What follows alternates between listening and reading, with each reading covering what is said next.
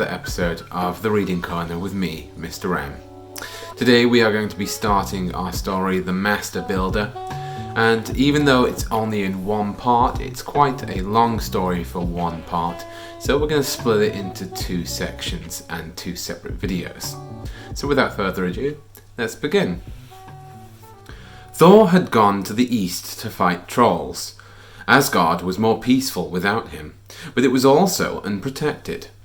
This was in the early days, shortly after the treaty between the Aesir and the Vanir, when the gods were still making a home for themselves and Asgard was undefended. "We cannot always rely on Thor," said Odin. "We need protection. Giants will come. Trolls will come." "What do you propose?" said Heimdall, the watchman of the gods. "A wall," said Odin, "high enough to keep out frost giants, thick enough that not even the strongest troll could batter its way through." "Building such a wall," said Loki, "so high and so thick, would take us many years." Odin nodded his agreement. "But still," he said, "we need a wall." The next day a newcomer arrived in Asgard. He was a big man, dressed as a smith, and behind him trudged a horse, a stallion, huge and grey, with a broad back. "They say you need a wall built," said the stranger. "Go on," said Odin. "I can build you a wall," said the stranger. "Built it so high that the tallest giant could not climb it, so thick that the strongest troll could not batter through it. I can build it so well, by placing stone upon stone, that not an ant could find space enough to crawl through it. I will build you a wall that will last for 1,000 years." "Such a wall would take a very long time to build," said Loki. "Not at all," said the stranger. "I can build it in 3 seasons. Tomorrow is the first day of winter. It would only take me a winter, a summer, and another winter to build." "And if you could do this," said Odin, "what would you ask in return?" "I need little enough payment for what I am offering," said the man. "Only 3 things. First, I would like the beautiful goddess Freya's hand in marriage." "That's not a little thing," said Odin. "And it would not surprise me if Freya had her own opinions about the matter. What are the other 2 things?" The stranger grinned a cocky grin. "If I build your wall," he said, "I want the hand of Freya, and I also want the sun that shines in the sky by day, and I want the moon that gives us light at night. These 3 things are what the gods will give me if I build your wall." The gods looked at Freya. She said nothing, but her lips were pressed together, and her face was white with anger. Around her neck was the necklace of the Brisings, which shone like the northern lights as it brushed her skin, and her hair was banded in gold, which was almost as bright as the hair itself. "Go and wait outside," said Odin to the stranger. The man walked away, but not before asking where he could find food and water for his stallion, which was called Svadilfari, which means one who makes an unlucky journey. Odin rubbed his forehead. Then he turned and looked at all the gods. "Well?" asked Odin. The gods began to talk. "Quiet!" shouted Odin. "One at a time!" Each of the gods and the goddesses had an opinion, and every one of them was of the same opinion, that Freya, the sun, and the moon were all too important and too valuable to be given to a stranger, even if he could build them the wall they needed in 3 seasons. Freya had an additional opinion. She felt that the man should be beaten for his impertinence, then thrown out of Asgard and sent on his way. "So," said Odin the All-Father, "we are decided. We say no."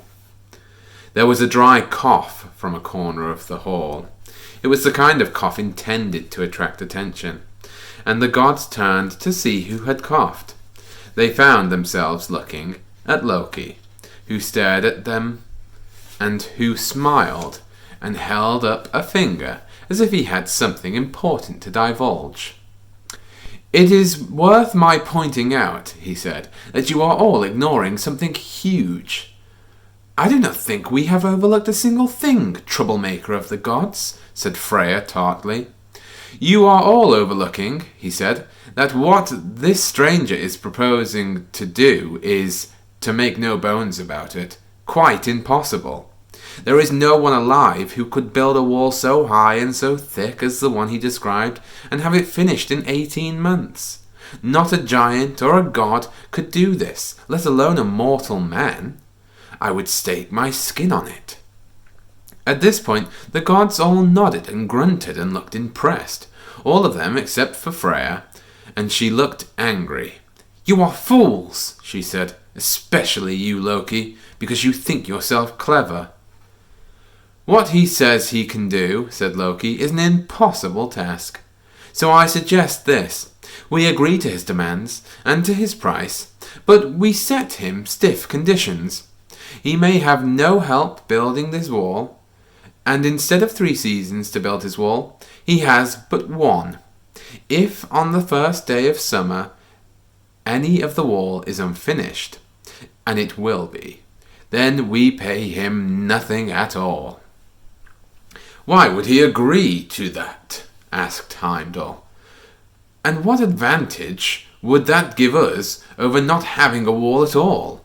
asked Freya's brother. Loki tried to suppress his impatience. "Were all the gods fools?" he began to explain, as if he were explaining to a small child.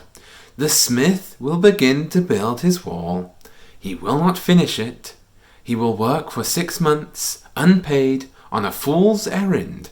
At the end of the 6 months, we will drive him away. We might even beat him for his presumption. And then we can use whatever he has done so far as the foundations of the wall that we will complete in the years to come. There is no risk to us of losing Freya, let alone the sun or the moon." "Why would he say yes to building it in a season?" asked Tyr, god of war.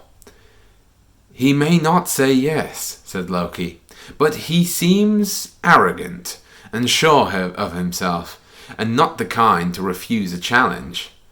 All the gods grunted and clapped Loki on the back, and told him that he was a very crafty fellow, and it was a good thing that he was crafty and on their side, and now they would get their foundations built for nothing, and they congratulated each other on their intelligence and their bargaining ability. Freya said nothing. She fingered her necklace of light, the gift of the Brisings. This was the same necklace that had been stolen from her by Loki in the form of a seal when she was bathing, and that Heimdall had fought in seal form with Loki to return to her. She did not trust Loki. She did not care for the way this conversation had gone. The gods called the builder into their hall. He looked around at the gods. They all seemed in good humour, grinning and nudging at each other and smiling. Freya, however, did not smile. "Well?" asked the builder. "You asked for 3 seasons, said Loki. "We will give you 1 season, and 1 season only. Tomorrow is the first day of winter. If you are not finished on the first day of summer, you leave here unpaid. But if you have finished building the wall, as high and as thick and as impregnable as we have agreed, then you will be given everything you have asked for, the moon, the sun, and the beautiful Freya.